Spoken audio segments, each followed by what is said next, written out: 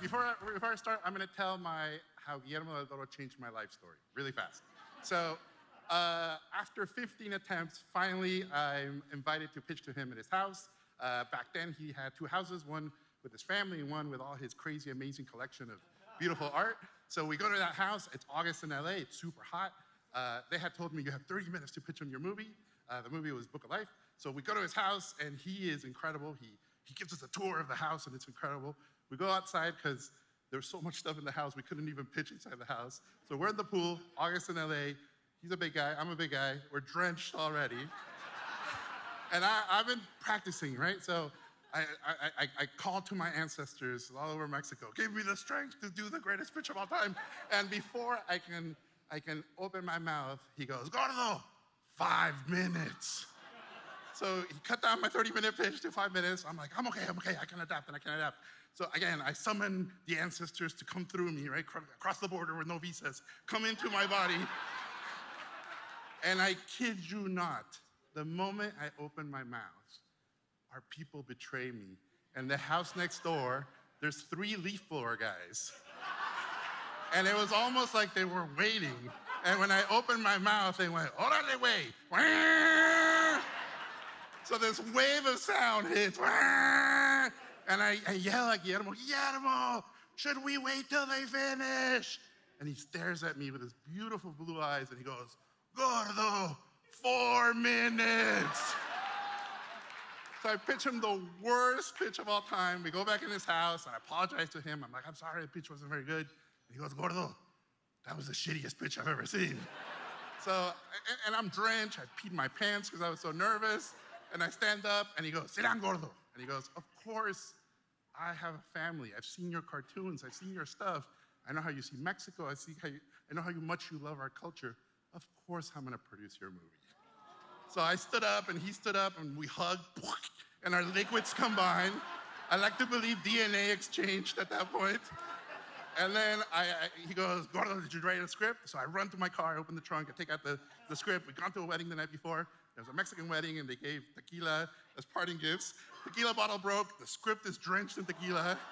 So I'm running with this like wet toilet paper script, blowing on it, and I hand it to him, and he grabs it with his beautiful meaty hands, and he holds it up like a doctor looking at a baby, and he smells it, and he goes, Gordo, this is a good script. So,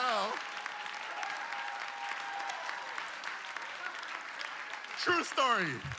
So, thank you, cinema gods, for El Maestro Guillermo del Toro. We have a business full of people who appreciate the movies, but Guillermo del Toro is actually in love with them. And the movies, they actually love him back.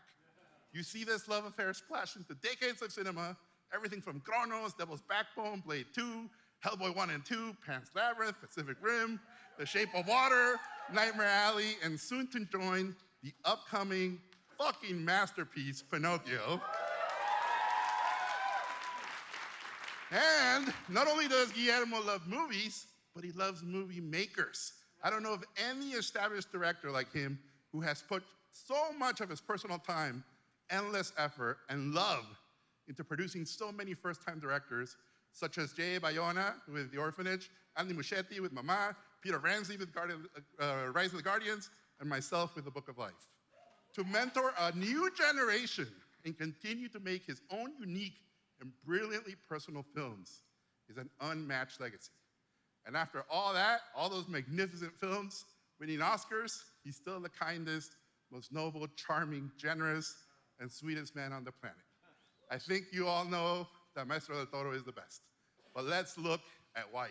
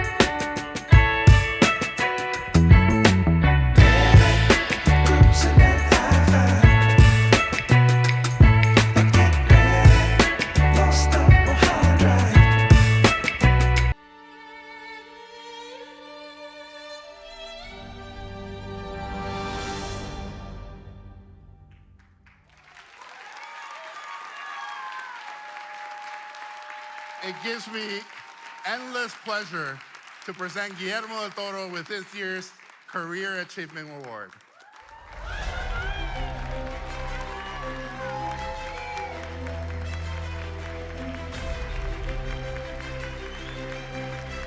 Thank you. Thank you. Thank you very much. Thank you. Thank you. Hey! Thank you. Thank you. Thank you very, very much. Thank you. You know, I know we have the raffle, so I'll be brief. and we gotta go home. We gotta go home. But, you know, I want you all to know a few things that you don't know about me and about yourselves. Nobody in this room is alone. Nobody. We do exist together, here and out there in the field. Many of you I've known because you're here first time from me from a phone call to tell you not to give up, or a letter to support your movie, or a moment in which you invite me to your editing room and that's where we meet, you know.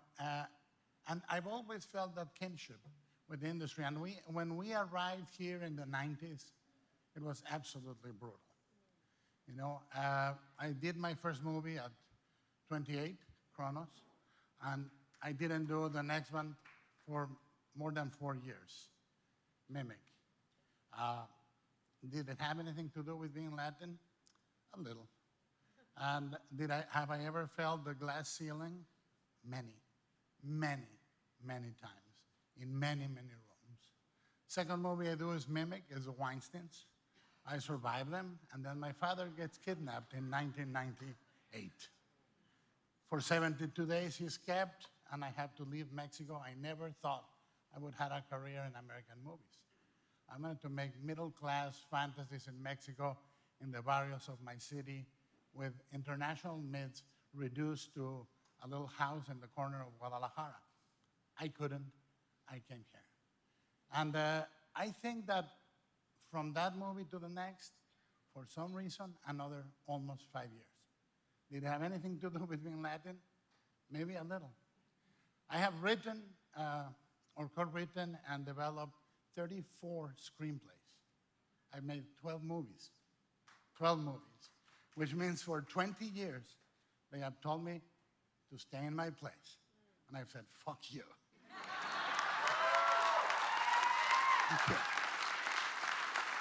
And I have made it a point of the 12 films I produce in Spanish, yes, 7 have been first-time directors, and that's extremely important. Now there's another period later on where I lose another 4 years and so forth. In total, in 30 years of career, I've been inactive 15 years. 15 years. Does it have anything to do with me being Latin? A little. But you know what? The thing is, we have to see where we are. You want to hear what I've done in the past? Buy me a fucking beer. I'll tell you. But what we're doing now, where we are, what I'm doing here, and what you are doing here is very important. Do you think it is a coincidence that this is the year where our skin is too dark to play an elf? Or our accent is wrong to play Marilyn? Or a director of worldwide renown is ambitious and he's faulted for it? It is no a fucking coincidence, because we're coming. We're here. And they feel it. When I say they, it's those that choose to see us as all the same. And we're Panamanian, Ecuadorian, Cuban, Mexican. And you know what? For those motherfuckers, we should be the same. We should be a single unit, all of us, a single person, and show them what we can do. All of my life, people told me the things I should not tackle. They told me what ambitions I should have. As a good Latin filmmaker, I was supposed to make little melodramas or dramas confined to a certain thematic, and that's it. And I said, fuck it. I want to do a giant robot movie. I want to do a noir. I want to do a fantasy where I mix it with politics. I want to do an incredibly ambitious, goddamn stop-motion movie. Everything I wanted to do, and I've done it. I've done it. It takes a lot of time. So let's talk about a little thing called animation and why is it important to us. There are incredibly good animators in Latin America. Incredible. You can go to Argentina, Brazil, Chile, and Mexico. And in every country, there is a great group of young people making animation. And it is very important to also remember that one of the fathers of stop motion was Marcel Delgado, who was what? Mexican? Yes, he was Mexican. How about them apples, motherfuckers? You know? So,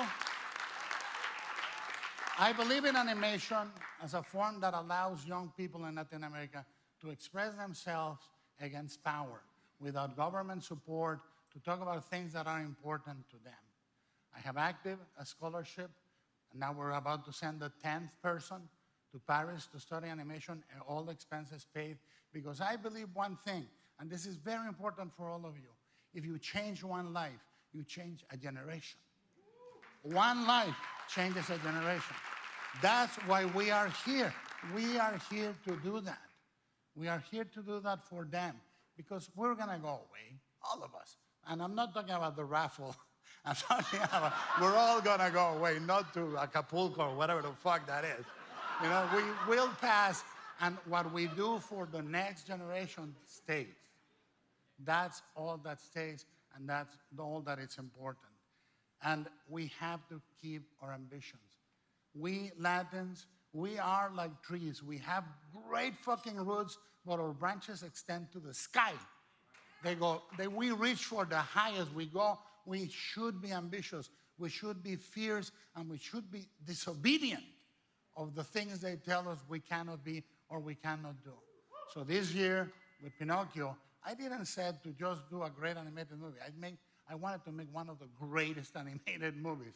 And I did it, and the first movement we did is take part of it, create a workshop in Guadalajara, Mexico, and have it animated by Mexican animators. And I think the rules of representation are very simple. There are very few. The first one is don't fuck it up. Don't fuck it up, because when you go out to bat, you're representing everybody. So when you don't fuck it up, somebody else can do it. The second one, pass it on as much as you can. It's never easy. This industry will break your heart over and over and over again. But this, as Hyman Roth says in The Godfather, this is the profession we chose. So here we are.